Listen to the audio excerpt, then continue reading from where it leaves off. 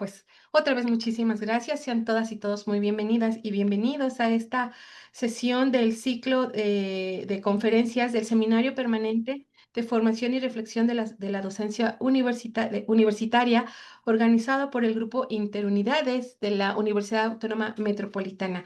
Para nosotros es un placer y un privilegio compartir estos espacios con la comunidad académica, que no solamente se compone de personas del nivel superior. También tenemos profesoras y profesores de otros niveles y nos encanta que nos acompañen. De hecho, no sé si, déjenme ver si puedo hacerlo, por favor, de los subtítulos. Permítanme un segundo y si no, le pediremos al profesor Joaquín que nos ayude con eso. Sí, querido Joaquín, no tenemos activos los subtítulos de la sesión. ¿Crees que puedas ayudarnos mientras tanto, por favor? Muy bien, pues ojalá, profesora Regina, vamos a intentar solucionarlo en un momento. Muchas gracias por su comentario. Ok, pues de manera general les queremos recordar que esta ocasión corresponde a la unidad Joaquimalpa, ser anfitrión de la sesión y ha preparado la conferencia IA en el aula, cómo citar y respetar los derechos de autor, que será presentado por la doctora Verónica. En un momento la vamos a estar presentando formalmente. Y les queremos recordar que después de esta sesión habrá una más para cerrar este ciclo de conferencias del trimestre 25O. Para dar paso a esta actividad, les vamos a recordar que dado que esta transmisión está siendo grabada para después publicarla en YouTube, les vamos a agradecer muchísimo que mantengamos cámaras y micrófonos apagados. Si tienen ustedes algún comentario, alguna duda, les vamos a suplicar que por favor lo vayan anotando en el chat y en su debido momento nuestra ponente estará atendiendo a esas cuestiones y tratando de resolver sus inquietudes. También les queremos recordar que para aquellas personas que nos encontremos en la Ciudad de México, en caso de que suene la alerta sísmica o alguna otra emergencia, por favor nos apeguemos a las instrucciones de protección civil. Y en caso de que sea necesario, se tendrá que reprogramar esta reunión. También si tenemos problemas técnicos, bendita tecnología, si nos falla la luz, si se cae el internet o cualquier cosa que pueda pasar, les vamos a agradecer su paciencia, su comprensión y también estaremos tratando de recuperar la sesión o en su defecto también reprogramarla. Y bueno, en el último de los casos, como ustedes recordarán, cuando se registraron, en el registro les pedía su nombre completo tal y como deseaban que apareciera en su constancia. Entonces, justamente ya el hecho de haber accedido a la sala, tenemos esa información y sus constancias les serán enviadas más adelante. Bueno, pues sin más, reconocemos también que todo este ciclo de conferencias ha sido organizado por los integrantes del grupo Interunidades, que incluyó, por supuesto, a la gente de Xochimilco, que está representado por el doctor Leonel, coordinador de desarrollo educativo, la maestra Ana, también la maestra Ana de UAM Xochimilco, de Guanacasteca, la maestra Merari de Nipuga, de de Coajimalpa, justamente la doctora Verónica y el doctor Joaquín Hernández, de la unidad Lerma, el doctor Daniel Hernández, de Iztapalapa, su servidora, maestra Nelia Huacatitán, y la doctora Mercedes Hatsiri Gaitán González, que además es la coordinadora académica de este seminario, a quien cedemos la palabra para dar un mensaje de bienvenida. Gracias. Muchas gracias, Nelly, y muchas gracias a todas, a todos por estar aquí, por mostrar interés por estas temáticas que nos van ayudando a conformar nuestra docencia. Pues les doy la bienvenida a este seminario, que ya es el cuarto de este ciclo que llamamos Academia, Inteligencia Artificial para la Educación Superior. Y realmente, pues el tema de hoy es un tema muy importante que ha generado diversos debates en muchos foros, ¿no? Vamos a citar, cómo vamos a respetar los derechos de autor, cómo trabajar con estas cuestiones y en todos los ámbitos a final de cuentas. Y bueno, pues me da muchísimo gusto tener a Verónica con nosotros para podernos platicar de este tema. Nelly, por favor, preséntala. Bienvenidos, bienvenidas todos. Gracias, doctora. Bueno, pues sin más, entonces introducimos a nuestra ponente del día de hoy, la doctora Verónica García Rodríguez. Ella es doctora en Pedagogía con mención honorífica por la Universidad Nacional Autónoma de México. Es maestra en Humanidades por la Universidad Autónoma Metropolitana, Unidad Iztapalapa. Muy bien. Y licenciada en Sociología por la Universidad Autónoma Metropolitana, Unidad Azcapotzalco. Cuenta con dos estancias postdoctorales, una de producción y gestión del conocimiento en educación, complejidad, innovación y desarrollo profesional en la Universidad de Alcalá en Henares y Organización de Estados Americanos. Y también de la Cátedra Iberoamericana de Educación y en el programa de posgrado interinstitucional en Derechos Humanos de la Universidad Autónoma de Tlaxcala. Ha participado en el diseño e implementación de programas para la formación docente en el Instituto Politécnico Nacional, en la Universidad Nacional Autónoma de México y en la Secretaría de Educación Pública de México también. Ha participado como docente y tutora virtual en distintas universidades públicas y privadas, como la Universidad Internacional de La Rioja, en la Universidad del Claustro de Sor Juana, Universidad del Valle de México y la Universidad Autónoma de la Ciudad de México. Ha participado como evaluadora de proyectos educativos en la Asociación Nacional de Universidades e Instituciones de Educación Superior, ANUYES, y ha publicado distintos artículos en revistas y compilaciones de libros nacionales e internacionales. Actualmente es jefa del proyecto de innovación docente en la Universidad Autónoma Metropolitana, Unidad Coajimalpa. Vero, gracias por todo, tu tiempo. Muchísimas gracias, doctora Hatsiri, por este proyecto compartido. Maestra Nelly Rodríguez, muchas gracias por la presentación. Joaquín, muchas gracias por el hospedaje y por el seguimiento y el acompañamiento. Bien, pues vamos a entrar en materia. Si me pueden apoyar con mi presentación, por favor. Bien, muchas gracias. Y bueno, la pregunta del millón, ¿cómo citar y respetar los derechos de autor? Este tema que vamos a revisar el día de hoy no es nuevo, porque realmente bueno, tenemos la experiencia ya en la docencia, en la investigación y la docencia, venimos arrastrando un problema que tiene que ver con el cómo citar. Es algo que se complica muchísimo, algo que cuesta en el sentido de, por un lado, apegarse a las reglas, a las normas que van saliendo, por ejemplo, la que está ahorita actual vigente, la normativa APA 7, y que de repente es cómo seguir ese orden que nos establece la normativa, ¿no? Y por otro lado es el trabajo que implica todo el proceso de investigación, la sistematización de esta información y cómo construimos o generamos nuevos conocimientos. Entonces, vamos a ir tratando como de avanzar en este sentido y vamos a llegar a un punto que es muy importante, que tiene que ver con la ética, con lo ético. O sea, realmente aquí la herramienta es pues justo eso, solo una herramienta, pero todo el trabajo que implica tanto usarla como sacar el mayor provecho, pues tiene que ver con nosotros como personas, como humanos, y para ello, pues bueno, esta dimensión ética es muy importante. Pero bueno, vamos a entrar en materia. Si me ayudan con el paso de la... Un poquito haciendo un repaso ya muy rápido, porque realmente pues tenemos ya mucha información sobre cómo irrumpen estas nuevas tecnologías, estas nuevas herramientas de inteligencia artificial generativa. Pues bueno, en el ámbito educativo tenemos que se remonta a la década de los 60 del siglo pasado. O sea, realmente no es algo nuevo, como les comento. Lo que ha evolucionado es la herramienta en sí. Entonces, bueno, pues en noviembre del año 2022 hace su aparición el chatbot GPT, ¿no? El chat GPT, que tanto revuelo nos causó.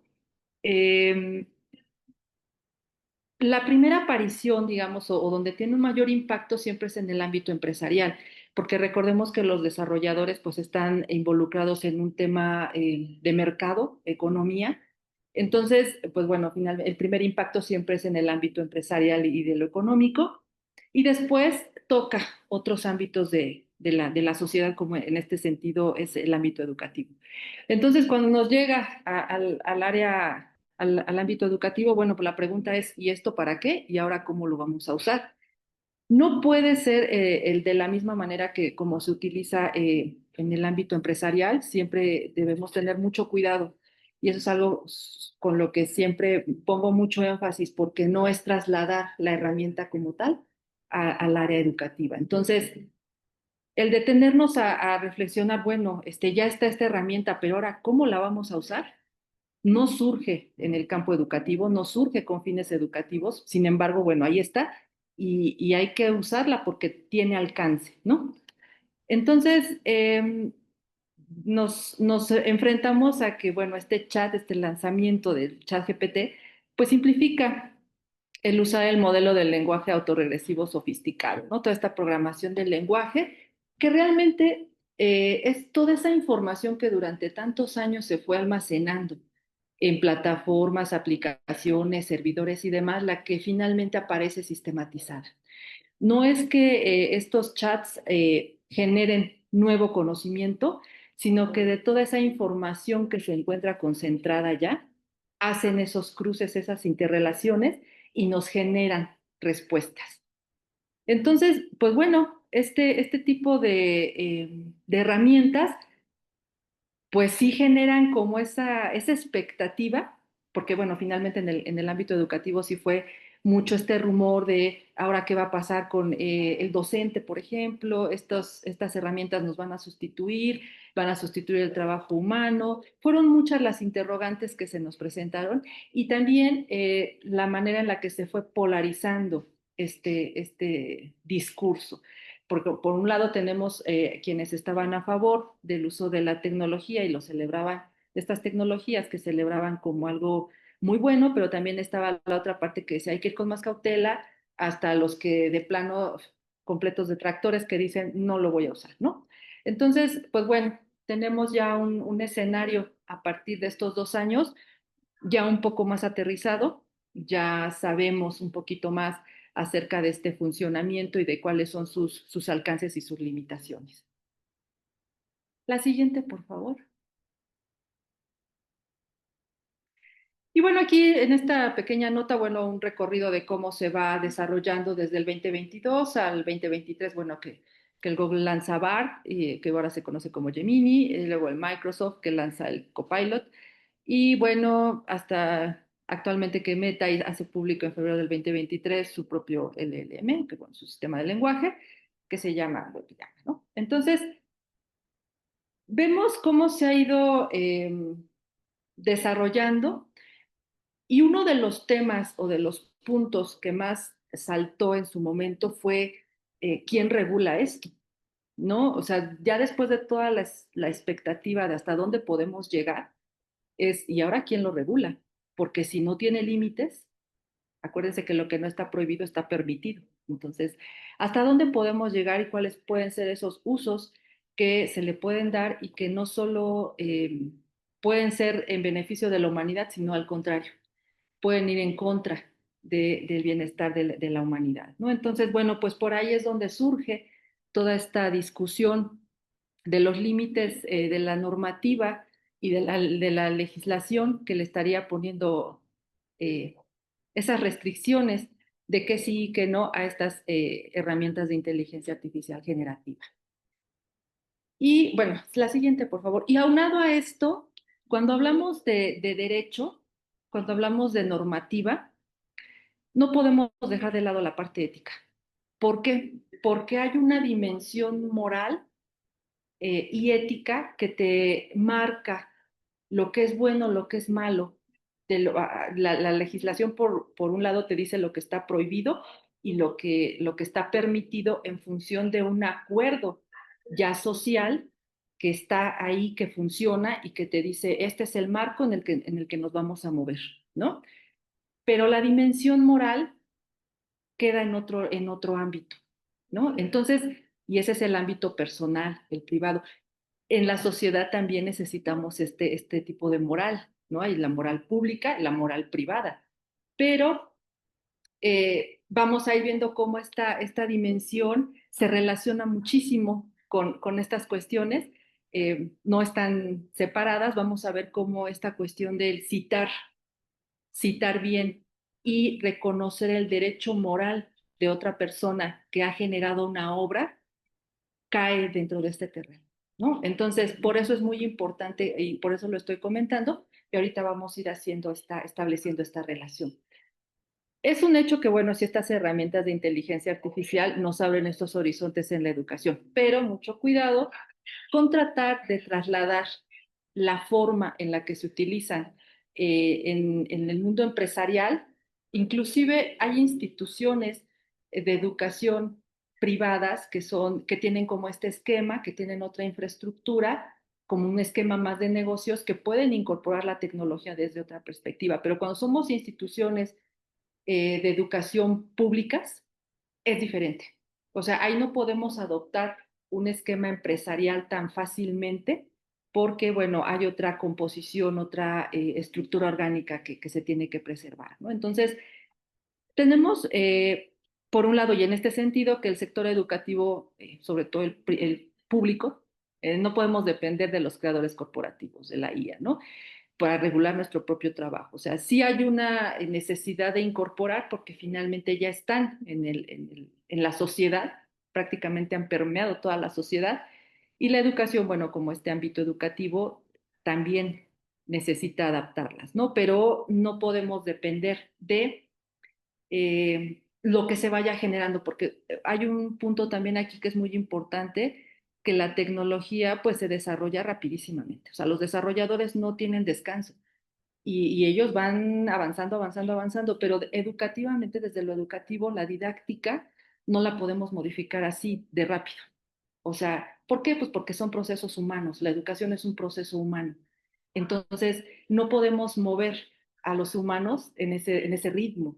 Entonces, estos procesos didácticos, estos procesos pedagógicos tienen su propia lógica y su propio tiempo. Entonces, muy importante esto tenerlo muy claro para evitar este tipo de situaciones en donde pareciera ser que la tecnología lleva va arrastrando a la educación, ¿no? Entonces, bueno, eh, debemos de considerar desde la parte educativa y pedagógica, considerar que la educación es y seguirá siendo un acto profundamente humano, uh-huh, que está arraigado en todas nuestras interacciones y esto queda como muy de manifiesto cuando estuvimos en pandemia, todo lo que sucedió cuando migramos hacia la educación virtual completamente, los efectos que se están teniendo ahora, por ejemplo, con ese rompimiento del acercamiento y de la interacción humana que implica un proceso educativo, pues bueno, nos confirma este dato, ¿no? No hay que perderlo de vista. O sea, aprendemos de y con otros. Aprendemos de y con en comunidad.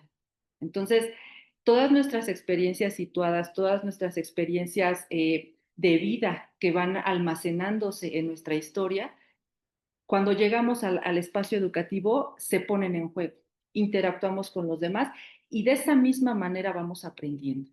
Aprendemos y renovamos esa experiencia y ese conocimiento previo que ya traemos, ¿no? Entonces, esto toca mucho con la parte del paradigma constructivista, que bueno, finalmente somos esa interacción entre personas, no somos entes aislados que estamos solamente procesando y acumulando información, sino que esa información se tiene que poner en juego, ¿no? Entonces, y bueno, hay un vacío también aquí como un espacio que queda todavía por explorar, que tiene que ver con nuestra política educativa. Al final, la regulación de la IA generativa y de cómo impacta en el ámbito educativo, debe estar regulada por la política educativa. Entonces ahí vamos a echarle una mirada a qué nos está diciendo esta normativa y cómo en nuestras instituciones se ve reflejada. O sea, cómo nosotros estamos desde nuestros ámbitos de trabajo, nuestros ámbitos, nuestras instituciones educativas, cómo se está aplicando. Porque también aquí hay un punto muy importante que no debemos perder de vista. No podemos replicar lo que en una institución funciona a otra. Siempre tenemos que considerar qué de todas esas experiencias que yo estoy sumando me sirven, qué puedo y qué no puedo aplicar en mi contexto educativo. Esto es muy importante para que nuestro aprendizaje sea situado y que realmente tenga un significado lo que hacemos. La siguiente, por favor. Y bueno, ya entrando en esta materia de política educativa, derechos de autor, ¿por qué es importante este tema dentro de la inteligencia artificial generativa? Pues porque vemos que la inteligencia artificial generativa, pues, genera texto, ¿no? Genera imágenes, voces, videos, incluso la música, ¿no? Que podemos estar generando pero tomemos en cuenta que no es una creación nueva. Acuérdense que toda esta información ya está registrada, está ya procesada y almacenada, pero no es algo que se haya surgido de la nada. O sea, estas son creaciones que ya estaban y lo que hace la inteligencia artificial es generar una nueva propuesta, digamos, con la información que ya se cuenta. Y aquí es donde corremos ese riesgo. Los derechos de autor, y bueno, aquí quiero hacer una mención a mi colega, compañera y amiga, la licenciada María Fernanda Mendoza Ochoa, quien desarrolló con nosotros un curso sobre los derechos de autor para la educación superior con la IA. Y ella, bueno, pues es especialista, abogada, que pues, nos ha apoyado bastante con este trabajo y me comparte esta información. Llegamos como a hacer un trabajo muy interesante sobre este tema, ¿no? Entonces, esta parte de derechos de autor, ella la desarrolló y la trabajamos aquí en Guanguajimalpa, ¿no? Entonces, bueno, pues estos derechos de autor protegen las creaciones, producto de la creatividad y del ingenio humano. Entonces, aquí hay dos palabras clave que debemos tomar en cuenta, que tiene que ver con la creatividad y el ingenio humano, ¿no? No de una máquina, no de un robot. Es esta parte, la creatividad y el ingenio son características exclusivas del humano. ¿Mm? Entonces, las obras literarias, incluyendo, como vamos a ir viendo más adelante, son aquellas de carácter didáctico, académico o de investigación científica, aquellas obras artísticas que se protegen por derecho de autor, y esto toca y cae directamente en nuestro ámbito académico, ¿no?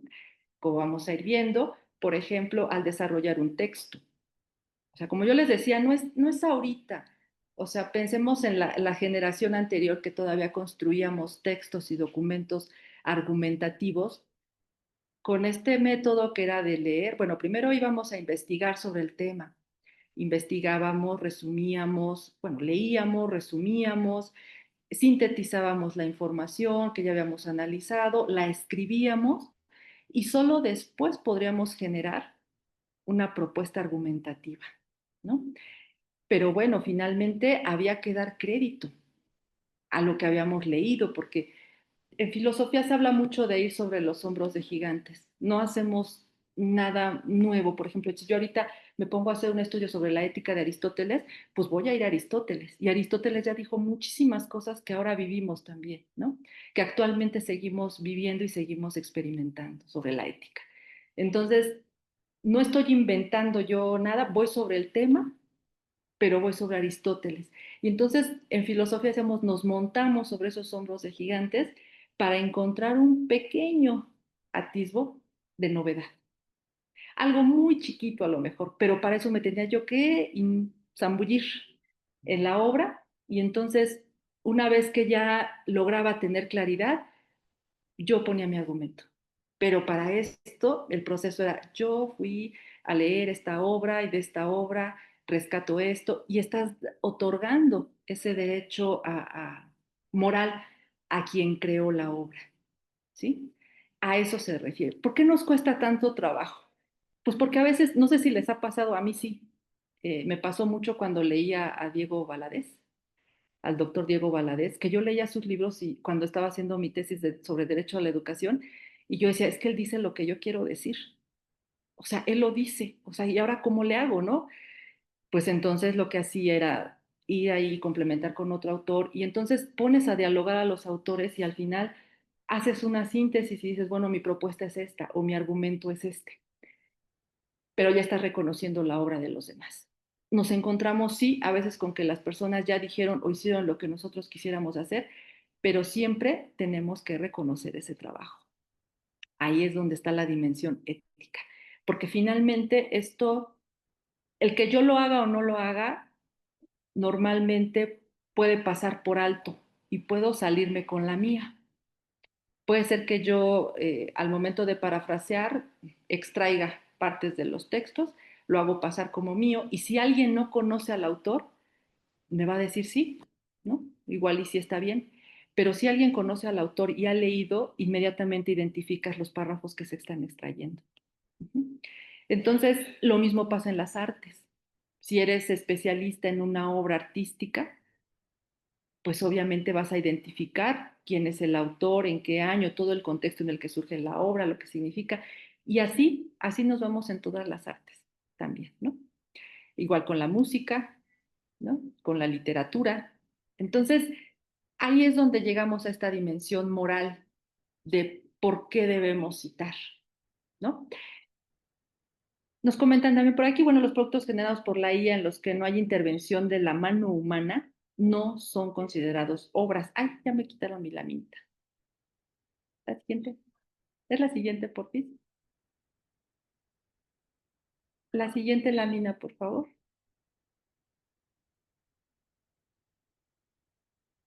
Bueno, a la Oye, siguiente lámina. Berito, es que Mande. yo veo la lámina que estaba, la de las cuatro cajitas del lado izquierdo. Yo veo esa, no sé qué A mí veas no me tú. aparece, a mí me aparece O- la otra.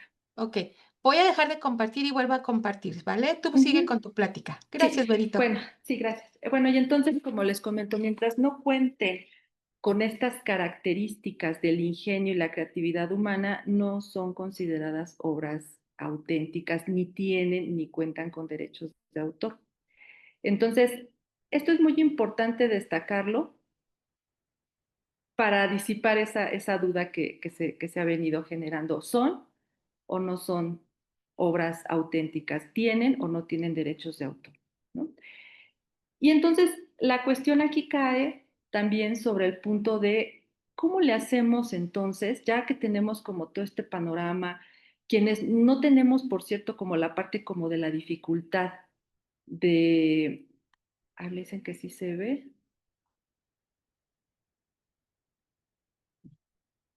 Sí, bueno, quienes no tenemos como ya esa dificultad para citar a quienes nos formamos como en otra generación en donde, bueno, nos ponían como esta parte nos remarcaban mucho la importancia de citar, de por qué era importante construir nuestros propios argumentos, de por qué era importante eh, y que tenía mucho que ver con la defensa de las tesis, ¿no? Por ejemplo, cuando uno defiende una tesis producto de una investigación, pues lo que haces es defender tu propio argumento, tu propia conclusión de un tema que investigaste, ¿no? Entonces, esa parte, quienes ya la tenemos, quienes sabemos cómo, ahora el reto es cómo lo enseñamos. ¿Cómo enseñamos a nuestros alumnos que ya de entrada traen esa dificultad de citar y que ahora, no obstante, con estas inteligencias artificiales generativas, pues se da mucho más fácil o es mucho más fácil plagiar, ¿no? El plagio no es una cuestión por la cual a mí me vayan a sancionar o vaya a tener una multa o me vayan a aplicar un reglamento a nivel judicial o no, ni siquiera civil, cae en el terreno moral del reconocimiento de la obra del otro, de quien ya la generó. Uh-huh. Entonces, caemos en esta cuestión de que es que la ética no se enseña ni a través de conceptos ni memorizándolos. O sea, la ética es un proceso en donde la comprendemos de manera práctica. O sea, a mí me pueden decir muchas veces y me pueden decir, apréndete cuáles son los principios democráticos de la formación cívica, para la formación cívica y ética, ¿no? Y puedo decir, sí, me aprendo todos los conceptos, la tolerancia, el respeto a los demás, puedo memorizar lo que sea, ¿no? Pero esos conceptos, para que tengan efectividad y sean significativos, tienen que aplicarse. Tenemos que practicar. La ética se practica, no se memoriza. Entonces, parte de la dificultad que tenemos en estos temas, pues justo cae en esa dimensión de cómo enseñamos a las personas a ser éticamente correctos. Eh, Me acuerdo mucho que cuando estuve trabajando en la Secretaría de Educación Pública teníamos un seminario justo sobre esta reflexión y se preguntaban por qué la asignatura de formación cívica y ética no funciona. No funcionaba. Y justo era esta conclusión a la que llegábamos, es que solo es memorizar y ponían a los alumnos a memorizar los artículos de la Constitución y conceptos y demás, pero al final la práctica es lo que te lleva a determinar si realmente está funcionando o no.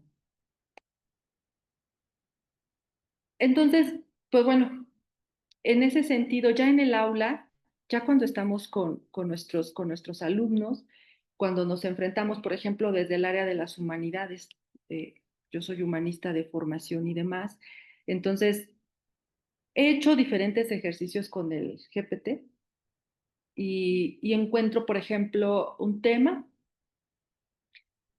y he hecho el ejercicio intencionalmente sobre documentos, libros que yo he leído y le pido que me haga un resumen de un libro, ¿no? Que ya he leído. Y después leo el resumen y efectivamente me cambia la información. Una palabra te puede cambiar un concepto.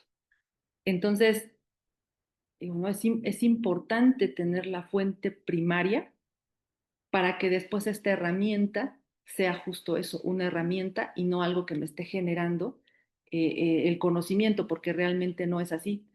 Entonces, cuando ya tienes toda esta información que ya leíste, que cuentas con la fuente primaria, vas y cotejas lo que te está arrojando el GPT y pues no, muchas veces y la mayoría de las veces tiene información que no corresponde, ¿no? Entonces ahí lo que hacemos es este balance que recupero, que no me sirve y con qué me quedo.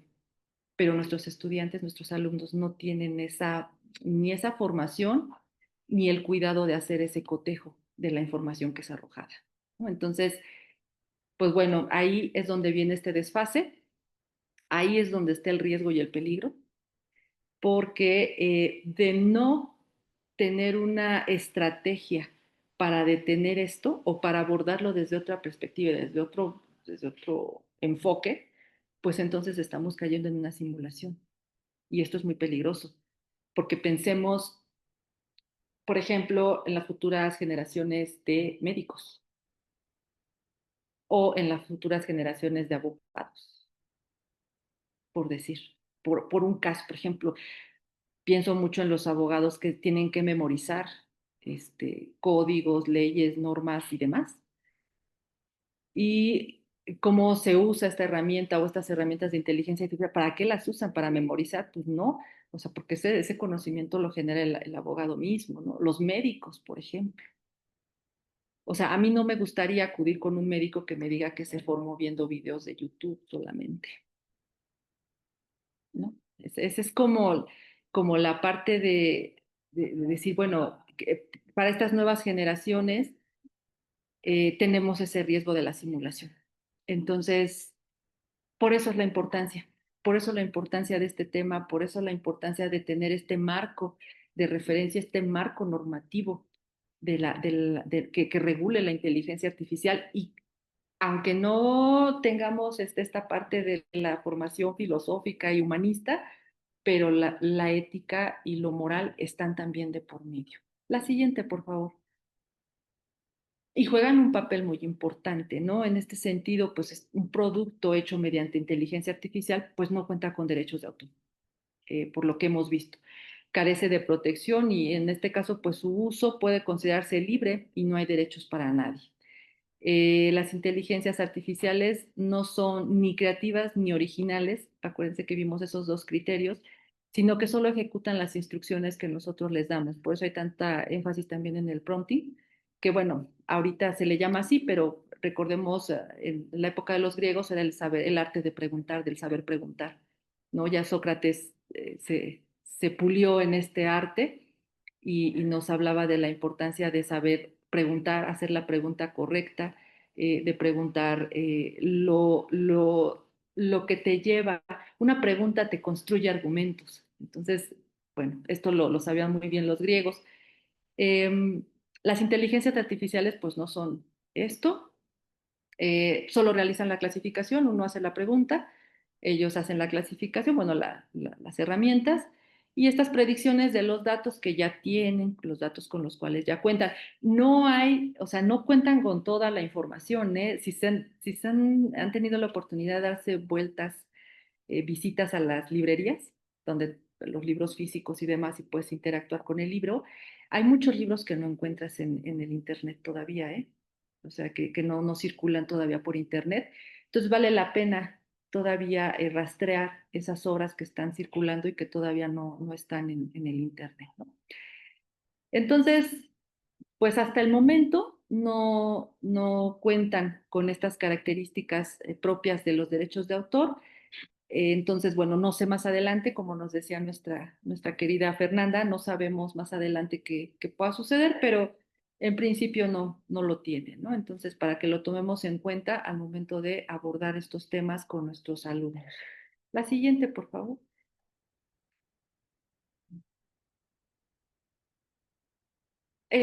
Como les comentaba, la importancia de citar, pues sí, porque construir argumentos, vamos haciendo una concatenación de argumentos, buscamos a los autores, dialogamos con autores que nos permitan construir ese entramado de argumentos que nos llevan a una conclusión. eh, Analizamos obras, sintetizamos y demás, y por eso es muy importante siempre decir sobre este tema, el autor tal, en tal fecha, en su obra tal mencionó esto, en su momento no vio esto o en su momento no era posible ver esto y ahora sí. Entonces ahí es donde está nuestro aporte desde las humanidades, ¿no? Al momento de decir, Aristóteles en la ética, en su ética Nicómaco, no vio el tema, por ejemplo, o no era tan marcado el tema de la diversidad y las diferentes formas de ver y entender el mundo. Ay, bueno, pues entonces lo vio tangencialmente, sí lo menciona, pero no es como su punto, ¿no? Ah, bueno, es que su punto eran las virtudes humanas, ¿no? ¿Cómo destacamos las virtudes humanas? Entonces, por ahí yo puedo entrar y decir, bueno, sí, Aristóteles mencionó esto, pero nos hace falta, hoy en día se nos presenta este problema y lo podemos resolver o podemos responder desde este argumento. Así es como se va construyendo. No es malo, a veces me ha tocado que hay estudiantes, por ejemplo, en posgrado, porque es muy lamentable ver que en posgrado también ocurre esto, que no citan, este, y no lo hacen premeditadamente o dolosamente. A veces tiene que ver con que estoy pensando cómo colocarlo. Em, para el tema de la evaluación, no quiero aparecer como una persona que no lo sé, que no sé cómo, ¿no? Entonces, prefieren saltárselo y decir que ellos lo hicieron, que ellos pensaron eso, que ellos están afirmando eso, ¿no?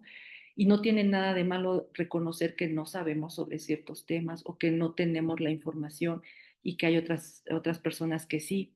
Entonces, solo se trata de eso, solo se trata de sensibilizarles sobre la importancia de reconocer eso y de que eso no te demerita como persona. O sea, no saber no te demerita, ni te hace tener un valor menor como estudiante, ¿no? Entonces, es abordar desde otra perspectiva la investigación también, no solo en términos de una evaluación sumativa, sino que también sea formativa, ¿no? Entonces, eh, las, las citas también tienen ciertas características. Por ejemplo, yo no puedo citar una página completa de un libro, ¿no? Porque entonces ahí ya no, o sea, ya no. O sea, las citas tienen sus características específicas, por ejemplo, párrafos de 4 renglones, si voy a citar unos 10 12 renglones, los cito aparte, como una cita. Puedo hacer citas intercaladas con parafraseo. O sea, ahí ya hay como distintas modalidades que también puedo trabajar con mis alumnos. Es enseñarles cómo y que hay opciones para que no se vayan solo por el mejor lo recupero y lo pego, ¿no? Y bueno, hay mucha referencia a esta cuestión, de ser honrados con nosotros mismos también. Ese es también como un ejercicio, porque puede ser que yo me vaya, que yo haga un plagio y me vaya sin que nadie se dé cuenta. Eso puede ser, puede suceder, pero internamente, en mi foro interno no puedo engañarme. Siempre sabré qué hice y por qué lo hice. Entonces, eso es importante también. Esa es la dimensión personal de lo moral, de lo ético. ¿No? Cuando hago mi propio ejercicio de reflexión de foro interno, y en mi foro interno yo sé qué hice y Perdón, por qué, ¿no? perdón, Entonces, doctora, creo que no se están avanzando las presentaciones. Buenos días. sí, sí, sí, es que todavía Sí estoy en están, la cita, sí, profesor. Víctor, Gracias. Perdón, sí perdón, están perdón. avanzando. Lo que Perdón, pasa, perdón. el número de láminas Sí, sigue siendo el mismo, pero ya lo comprobé en otras máquinas y sí han avanzado como tú lo has indicado. ok, ok. A ver, el siguiente sí, es que ya me extendí aquí en la cita, ¿verdad? Y bueno, ya platiqué un poquito acerca del plagio, cómo es que ocurre. Les había comentado que no tiene que ver con una dimensión de que yo vaya a ser sancionada legalmente, no hay una sanción jurídica o civil porque haya yo plagiado un texto. Eh, sí hay, por ejemplo, que hemos visto también los debates que suscitan cuando a funcionarios públicos les dicen es que plagió la tesis, ¿no? Sea, pues aquí lo que puede venir es una destitución de cargos si yo ostento un cargo público y pues he cometido una práctica de este tipo, pues sí puede venir la destitución, pero no me pueden, no sé, imponer una pena, cárcel, en prisión o cosas así, pues no, pero sí queda dentro de esta dimensión moral, ¿no? De por qué es importante dar el reconocimiento a quienes hicieron. Y hay una parte bien, bien bonita que tiene que ver con el dialogar con la mente de otra persona a través de los libros o de sus obras. O sea, igual en el arte, ¿no? Por ejemplo, cuando puedes ver una pintura, apreciar una obra de arte y puedes, ¿qué estaba pensando? ¿Por qué hizo esto? ¿Por qué este trazo? ¿Por qué este color? ¿Por qué esta forma? Y dialogas con el autor, con quien crea la obra. Y eso es muy bonito. En el área de las humanidades eso se disfruta mucho, ¿no? Entonces, aquí también una cuestión, con nuestros estudiantes, cuando nos encontremos con situación de plagio, concedamos el beneficio de la duda, no pensemos que lo están haciendo premeditadamente, con alevosía o con ventaja, pensemos que lo hacen porque no saben cómo o tienen duda y demás, y ofrezcamos la información de cómo citar, cómo se construye. Hay unos videos muy bonitos, una serie de videos sobre cómo construir textos argumentativos. Entonces podemos proporcionarles también ejemplos de cómo se construye un argumento para que puedan irlo haciendo, ¿no? Eh, y a veces se lleva unas sorpresas muy interesantes. Me tocó, cuando estuve en la Universidad Autónoma de la Ciudad de México, me acuerdo que tenía un grupo de estudiantes ya de octavo, y yo les impartía la materia de administración de la Ciudad de México, sí, administración pública de la Ciudad de México, pero ellos estaban ya en su proyecto final y luego los veía ahí batallando con su marco teórico y de su proyecto final y demás. Y un día hice un ejercicio y no podían construir un objetivo. Y entonces les dije, bueno, a ver, le decía al alumno, pasa al pizarrón y escribe tu objetivo. Y ya lo escribía. Y luego le decía, a ver, ahora léelo en voz alta. Y lo leía una vez, lo leía dos veces, tres veces, hasta que él encontraba el error y decía, es que aquí no tiene sentido el conector la palabra, y él solito lo reconstruía. Entonces, este ejercicio a mí me gusta hacerlo mucho porque trabajas sobre párrafos concretos que ellos están trabajando y después les vas, lee, ahora revísalo de nuevo, ahora dime qué entiendes de esta parte, y los vas guiando para que construyan su argumento desde este razonamiento y síntesis de información. La otra, por favor, la otra diapositiva. Y bueno, aquí una notita, ¿no? Como les comentaba, bueno, pues hay estas inteligencias artificiales, pues bueno, están entrenadas con millones de obras bueno, que se han ido almacenando, ya eso ya lo dijimos, pero no tienen filtro ético, ¿no?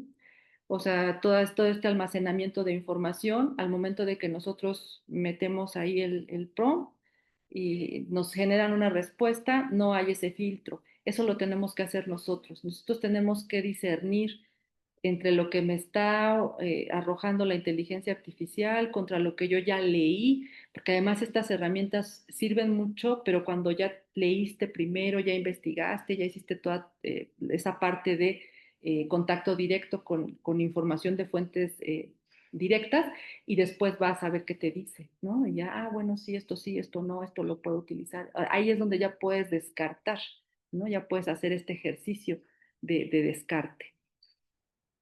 Y bueno, pues lamentablemente quienes hacen al contrario, que primero se van al GPT, sacan todo y luego dicen que ya, eso es, pues bueno, pues ahí estamos, pues incurriendo en este tipo de plagios, en este tipo pues de falta moral, ¿no? O sea, no, de presentar algo que como si lo hubiera hecho yo y no, y de paso sale mal hecho, ¿no? Entonces, bueno.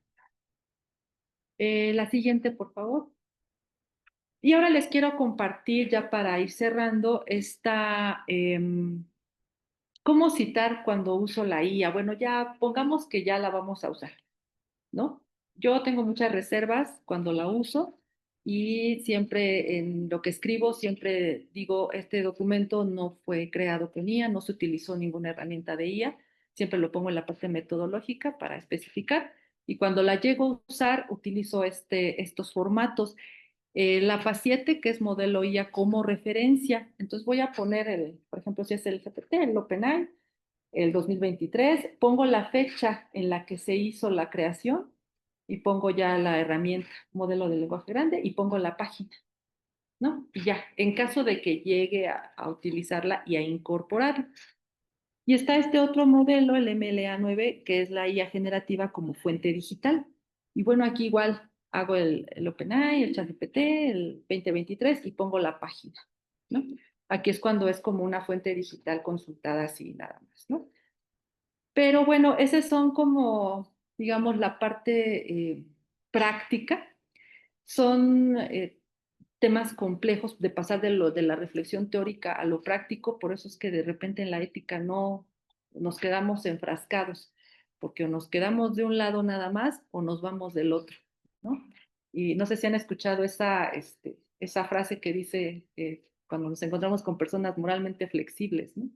Cuando son estas personas que se asocia mala asociación con las éticas utilitaristas que no tiene que ver con ese uso inmoral, pero bueno, se asocia con estas éticas utilitaristas, ¿no? Pero ese es nuestro reto desde la docencia, cómo pasamos de una parte a la otra, de una dimensión a otra, y cómo cambiamos este enfoque de que la ética se aprende memorizando. Es práctica, práctica, todo el tiempo. Hay que practicar. Y está mucho este ejercicio porque pues, se teme el castigo, ¿no? La sanción, el ser desvalorizados cuando cometemos un acto inmoral, el ser sancionados, pero siempre está el recurso del autoexploración, ¿no? Y de ser sinceros y honestos con nosotros mismos en nuestro foro interno, que ese es el ámbito por antonomasia de la libertad humana, el foro interno, ¿no? Y bueno, con esto cierro mi plática. Les agradezco muchísimo por estar con nosotros, por darme la oportunidad de compartir. Y bueno, pues vemos las preguntas. Voy al chat.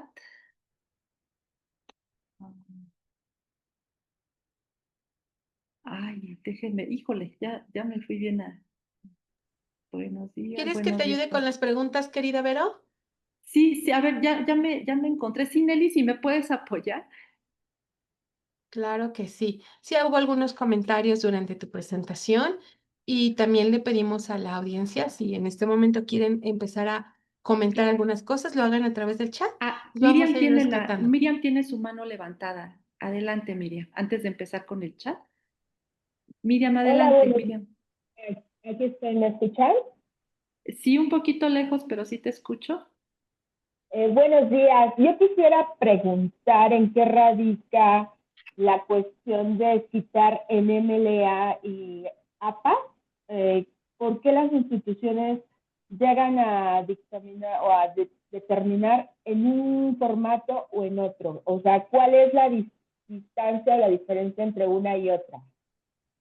Sí, es que depende si, por ejemplo, es como una referencia, o sea, si yo voy a crear un texto de referencia, sí funciona por medio del formato del APA 7 y sí es importante mencionar la herramienta, o sea, más allá de que cada institución establezca los lineamientos, en caso de que lo apruebe, porque también hay instituciones que no aprueban el uso de la inteligencia artificial generativa, ¿eh? Entonces, hay que apegarnos a las políticas y a las directrices de cada institución. En caso de que lo aprueben, sí es importante que mencionen la herramienta que están usando, el día que la usaron y el sitio desde donde lo usaron. O sea, esos son los elementos que se tienen que usar. Cuando es nada más como referencia digital, colocas la herramienta, igual la fecha y el sitio. ¿Sí? Pero acá cuando sí vas a generar texto, por ejemplo, o algún producto con IA, sí se utiliza la normativa APA en 7, la normativa APA 7, ¿sí? Que es como la referencia de que estás creando, no solo es una referencia digital, sino que estás creando un producto con esa herramienta. Pero muy importante considerar que si tanto en mi institución como mi profesor dice no, es no. O sea, ahí sí respetemos esa parte como de la normativa que cada institución está generando para evitar todas estas cuestiones, ¿no? Cada institución también va a su paso, va a su ritmo y van incorporando también conforme las condiciones y su contexto se los permite. Adelante, Miriam. Esta pregunta, cuando estás elaborando o creando un producto intelectual con tu conocimiento, pero sí te apoyas en las herramientas de inteligencia artificial generativa, ¿cómo lo citas? Justo esta parte, en mi caso, lo incluyo en la metodología. Siempre en la parte, en el apartado metodológico, siempre coloco, bueno, no, este texto no fue generado, no se utilizó ninguna herramienta de ella. O se utilizó esta herramienta para trabajar algunos argumentos. Eso lo especifico en la parte metodológica y al final aplico la referencia tal como la compartí hace ratito. O sea, que pongo ahí, se utilizó la herramienta, la fecha, pongo el producto que se generó y el sitio de la herramienta que utilicé. Pero es muy importante, el apartado metodológico cuenta mucho porque de entrada ya estás anunciando si usaste o no usaste inteligencia artificial. Y por ejemplo, un organigrama, un mapa de referencias, o sea, el producto intelectual es tuyo, la organización, Sí. el pensamiento, Ujú. pero si le inyectaste IA para la apariencia, ahí también lo tienes que citar o ahí no pasa nada. Ahí se utiliza como normalmente las imágenes, se coloca en la imagen abajito, si utilizaste la fuente, colocas la fuente, si es elaboración propia, igual tú pones elaboración propia y si gustas puedes colocar desde qué herramienta la generaste, por ejemplo Canva, ¿no? Esta imagen fue generada en Canva, pones la fuente, si te basaste en algún otro autor y si es elaboración propia que el argumento o toda la información tú la sintetizaste, pones ahí que tu imagen es elaboración propia. Maestra Vero, si nos lo permite, Sí, vamos a sí, empezar a claro, claro. responder las preguntas del Adelante. chat, que ya varias personas antes Sí, que la adelante, maestra Miri adelante. habían comentado. Dice Alejandra Martínez y la doctora Hortensia Moreno, ¿qué pasa si se usa la IA solo para corregir ortografía y gramática? Específicamente, ¿qué pasa si se usa para corregir un manuscrito en inglés que será sometido a una publicación en una revista? ¿Qué procede ahí? Pues ahí por colocar que fue utilizada para la corrección de estilo Como tú del dices, documento. ¿verdad? Ok, Sí, corrección de estilo. Utilicé esta herramienta para hacer la corrección de estilo del documento que estamos claro, presentando. Pero sí ok, especificar para qué la estamos usando, ¿no? claro, muy bien. Lina Xochitl García comenta, yo creo que es una herramienta muy buena, pero no sustituye los posicionamientos ni la construcción de los argumentos que implican el pensar. Es necesario hacer que regrese el estudiante al texto para poder reconstruir, citar y referenciar. sería lo idóneo, ¿verdad, Vero? Claro, claro, sí. Ahora también nos enfrentamos a una triste realidad, que es creo que si estábamos en 1.5 libros al año, estamos en cero. Creo que tenemos un serio problema con la lectura de comprensión igual. Entonces, vale la pena como ya, no importa el formato, pero que lean. O sea, sí es muy importante leer, porque finalmente lo que escribimos eh, viene de lo que leemos. O sea, si no leemos, luego cuando de repente me dicen, es que tengo la página en blanco, ¿qué has leído? No, porque en la medida en la que leemos es que podemos escribir. Ok, muy bien, muchas gracias.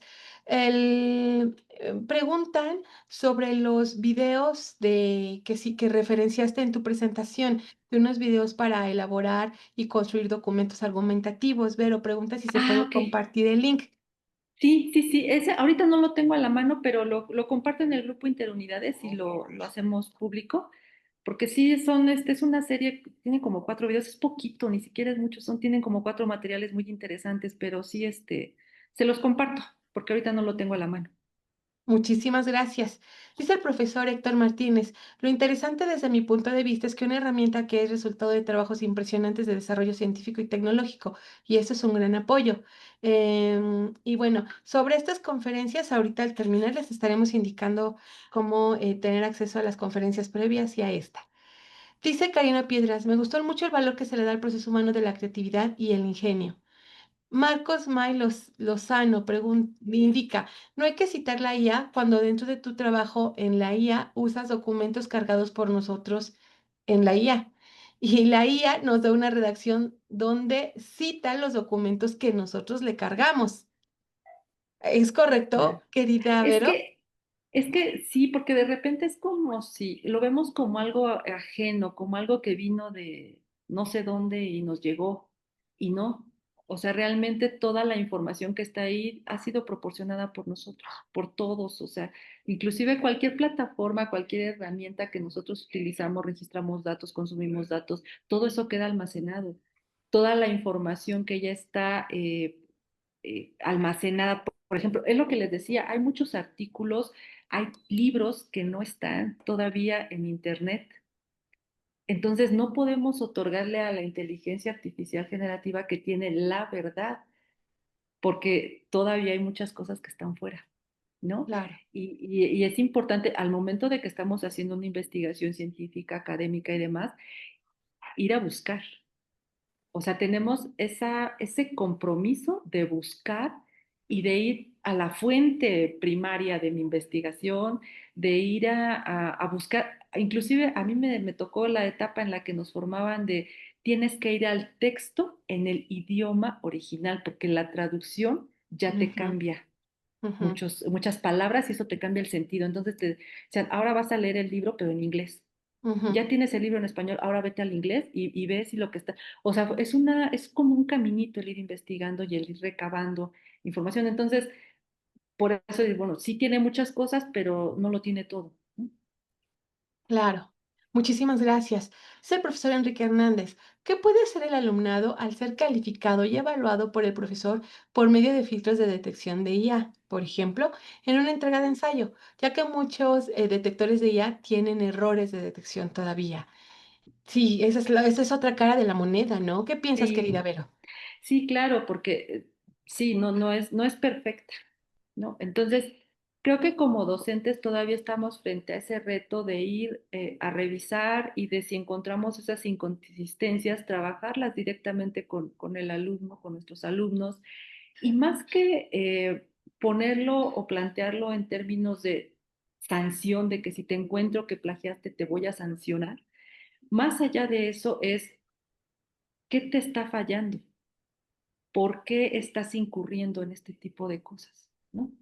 Y una vez que tenemos detectado el problema, es cuando lo podemos resolver. Si no tenemos detectado el problema y no hemos hecho ese ejercicio de decir, sí, lo hice porque no sabía cómo, porque no tengo información, porque se me dificulta, porque no le entiendo, por lo que sea, pero eso te permite resolver. Entonces, repito nuevamente y las veces que sea necesario, son herramientas que nos pueden servir, no son perfectas, pero siempre el criterio humano, sobre todo también, que está aplicándose a un contexto específico y determinado, es el que debe de también priorizarse, ¿no? Claro, claro, muchas gracias.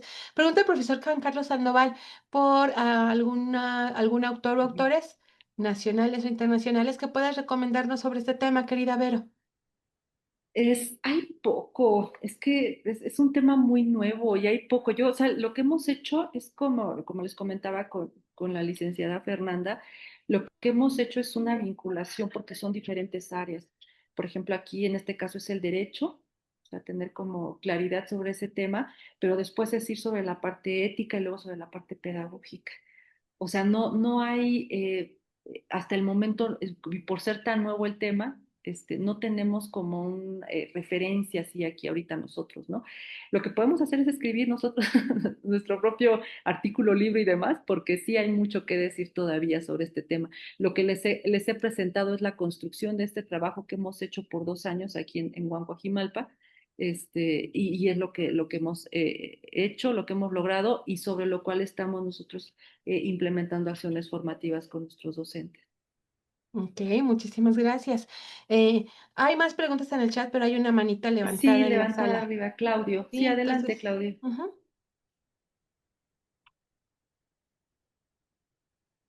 Claudio, creo que sí está por ahí.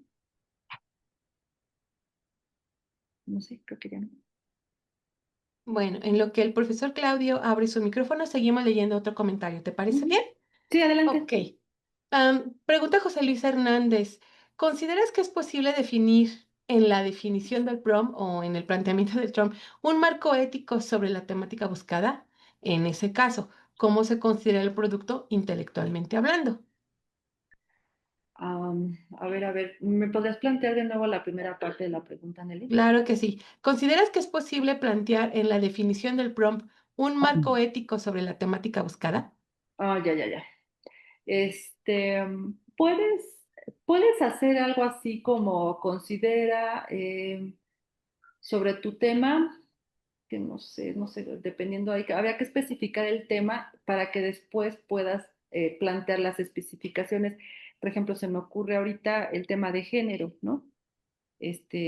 Decir, no sé, cuál es la perspectiva de género en, no sé, tal colonia, evita sesgos relacionados con, los sesgos relacionados con la perspectiva de género, ¿no?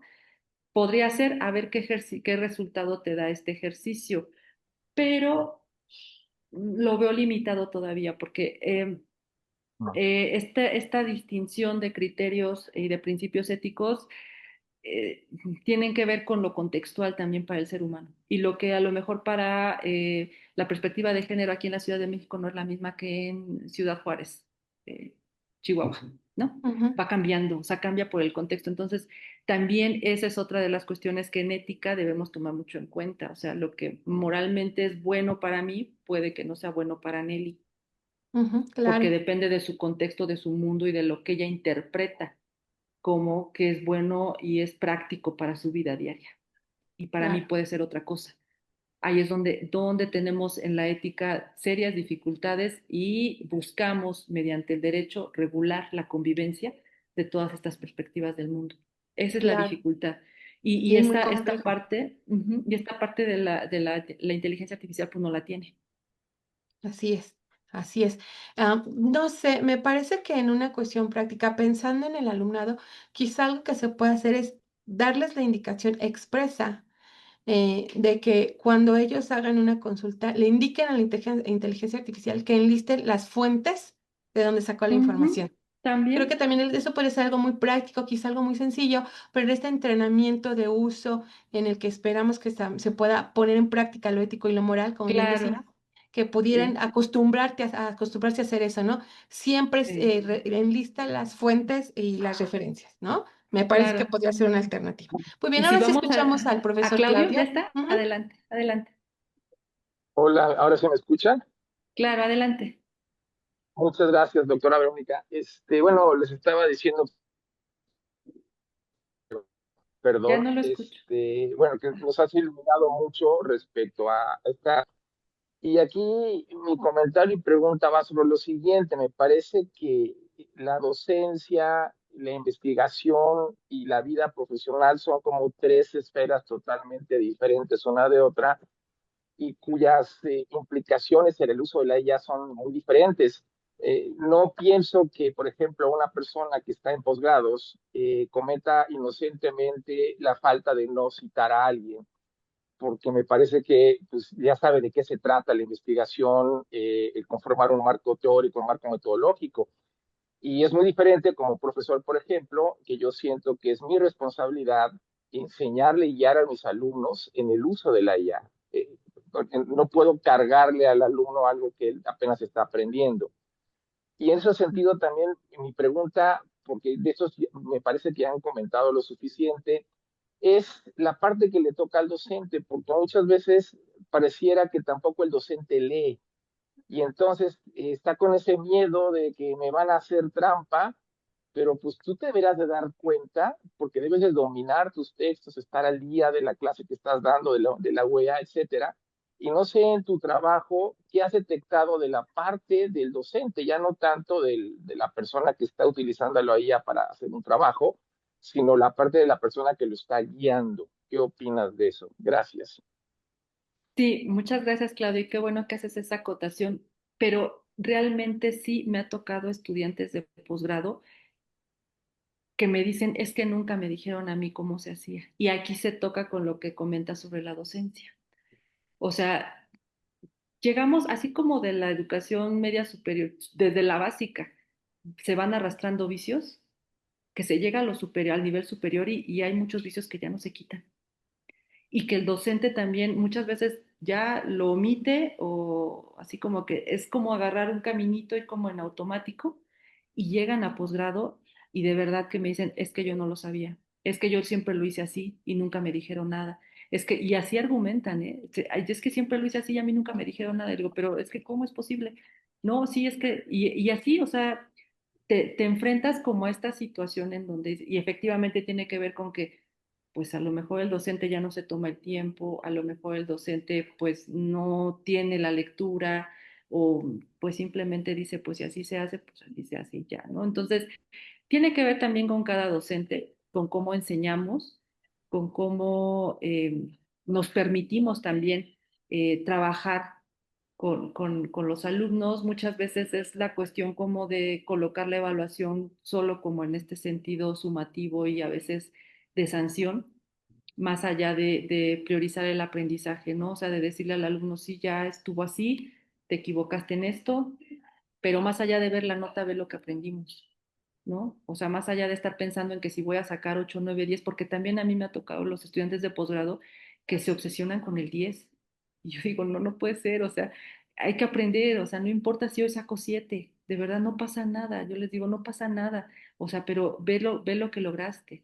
O sea, ve esta otra parte que no habías tenido oportunidad de revisar y que ahorita estás corrigiendo. Eso es lo importante, ¿no? Pero también traemos todo este sistema de evaluación educativa que es siempre la sanción, el sancionar. Y el estudiante normalmente para evitar, y esta es una cuestión ética, para evitar la sanción busca los atajos. Ese Claro, también ese es es un... un gran Bueno, problema. sí, Muchísimas ese es gracias. un, claro. De nada, Claudio. Muchas Este, gracias, profesor. Qué comentario tan valioso, de verdad. ujú, Y lo que dices, el tema de el miedo a la sanción, este tema de que no estamos promoviendo el aprendizaje por el amor al aprendizaje, por el por aprender, desarrollo de claro, las habilidades, por el beneficio y el impacto social, ¿no? Sino justamente estamos, o bueno, se podría caer en un esquema de solamente cumplir metas, lograr exacto. objetivos, ¿no? Buscar Acreditar, como atajos, tú dices, ajá, busco que nos lleva atajos. a buscar Ujú, atajos, ¿no? claro. Oye, pero hay muchos comentarios, no sé cómo antes de tiempo, ¿podemos seguir o vamos resumiendo? Porque veo que hay varios que están Sí, relacionados a lo que decías hace un ratito. No usamos la IA para generar la información, la uso para organizarla, para sintetizarla, para representarla. Y me parece que ahí aplica lo que nos decías hace un momento. Entonces, esto se indica en la parte metodológica, ajá, de que se ujú, utilizó para organizar la información, para claro. sintetizar, etcétera, Ujú, pero las ideas son tuyas, ¿no? claro. Entonces, creo que ahí aplica lo que nos habías dicho hace un momentito. Y entonces retomamos algo muy interesante. Y yo creo que esta es una pregunta de una alumna y creo que vale la pena porque no solamente Canva es una herramienta que estemos usando actualmente. Dice, tengo dudas sobre Canva, ya que no es IA. Canva tiene su IA y Sí. por eso hay que entrarle con cuidado. Ujú. Ujú. Canva es una herramienta para hacer diagramas, documentación, sobre todo organizadores gráficos, cuestiones audiovisuales, es lo que hace Canva, ¿no? Es igual que usar PowerPoint, Word, etcétera. ¿Por qué sí debemos señalar que hemos hecho diagramas o tablas en Canva, pero no, pero por qué no se señala cuando se hace en PowerPoint o en Word? Ahí es cierto esto, o sea, si Sí, estoy usando Canva, aunque no esté usando la IA, aunque esté poniendo mis contenidos, tengo que citarla como uso de IA. Vero, ¿qué nos es que cuentas al sí es, respecto? sí, sí, sí, o sea, si tienen el servicio de Canva con IA generativa, pues sí, ¿no? Porque yo sí la he usado, por ejemplo, para crear imágenes, y es bien interesante porque pones la descripción de una persona, por ejemplo. Describes la personalidad, le pones rasgos, le pones una imagen, genérame una imagen libre sin que ya y te lanza imágenes, ¿no? Y luego colocas la fotografía de la persona y te lanza otra cosa diferente, ¿no? O luego, sí, para generar avatar, por ejemplo, ¿no? Que generas tu avatar. Entonces, esa parte sí es importante colocar, por ejemplo, cuando utilizas estas herramientas para generar imágenes, para generar estos documentos, los organigramas y esta parte, las presentaciones y las infografías y eso, pues no, porque realmente son de plataformas que no necesariamente estás utilizando la IA. Se supone que la información que está ahí tú ya la sintetizaste y nada más lo único que puedes poner es la fuente de donde tú extraes la información. Por ejemplo, para una infografía siempre tienes que poner la fuente de donde extraes la información. Nada Así más. La herramienta, pues es una herramienta de Canva ya y se ve porque viene ya tatuada, ¿no? O sea, ya así trae ahí es. el Canva, Genially, ¿no? Entonces ya se sabe. Y hay muchas otras más, estas son como las más comerciales, ¿no? Pero en ese sentido, pues por eso utilizar un PowerPoint, pues no es como porque es de Microsoft, es una marca también, y ya se parte del hecho de que es una herramienta que se utiliza, pero el contenido, ese sí es importante citar lo que estás incluyendo. Por eso yo ahorita les comenté, toda la parte de derechos de autor es de la licenciada María Fernanda, ¿no? Que ha trabajado aquí con nosotros. Pero esa Claro. otra parte, pues bueno, son ideas, ya todo lo que yo voy exponiendo, pues lo voy también conectando con otras experiencias, pero sí es importante, todo lo que usemos con IA o que hagamos con IA, sí es importante referenciarlo como tal. Eso, nada más para cerrar la idea. Si Ujú. usas Canva, pero no usaste la IA, en teoría solo estás usándolo como un Claro, repositorio de tus ideas, no tienes que citar la IA. Si no, usaste Canva aplicando IA, tienes que citar la IA, ¿no? exacto. Y eso Así aplicaría con es, cualquier otra herramienta con de cualquiera. IA, ¿no? Ujú. Muy bien. Dice la profesora Alma Rosa López, eso me fascinó de parte de usted, doctora Verónica, siempre por el sentido humano. Así es como se debe tratar la tecnología. Gracias por sus saberes y reflexiones. Qué lindo. Ay, muchas gracias, muchísimas gracias. Querida Vero, varias personas están pidiendo tus datos de contacto y puse la última lámina, pero no son tus datos de contacto. No, no, no, ese Entonces, sí. Ajá, entonces si tú quisieras compartir tus datos de contacto, te lo agradecería mucho, claro. mucho. Si quieres, por Los coloco supuesto. aquí en el chat. Muchas gracias. ¿Sí? Les comparto aquí, bueno, eh,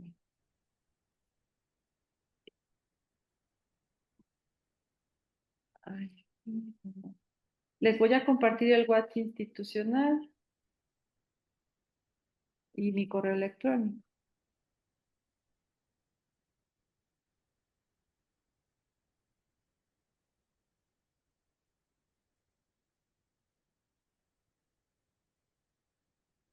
Pues en lo que vas escribiendo hay un comentario para ir cerrando ya también, muy interesante de Alejandra Martínez, que dice, en este caso, Word y PowerPoint ya también tienen IA. Me he encontrado en ocasiones que estoy redactando y Copilot dice, no estás argumentando bien, ¿quieres corregir? Wow, no sé si eso es Ajá. de nervios, de miedo, o sea, ¿qué pasa en esos casos, querida Vero? Sí, bueno, es que ya es que hasta en los teléfonos, en los celulares, teléfonos inteligentes, ya te hace la corrección, ¿no? De la redacción. Pero bueno, ahí yo, por ejemplo, sí le digo, no, déjame mi redacción. O sea, eso ya es como a criterio de uno, de tú lo quieras decir, porque el lenguaje que utilizan las máquinas es justo muy mecánico. Entonces, de repente a mí cuando me cambia palabras, yo digo, no, es que yo quiero utilizar esta palabra porque el significado de esta palabra es lo que quiero expresar. Entonces le pido que no, o sea, que no, omito la corrección. Por eso les digo que es como ahí tener como claridad de porque una palabra te puede cambiar el sentido de una oración, te puede cambiar el sentido del Así es. argumento, te puede generar otra cosa, ¿no? Entonces ahí como decir, no, me está cambiando esta palabra que para mí es clave, no, lo rechazo. Entonces, ahí entra el criterio de hacer también toda la parte de la curación de contenidos y de lo que quiero expresar.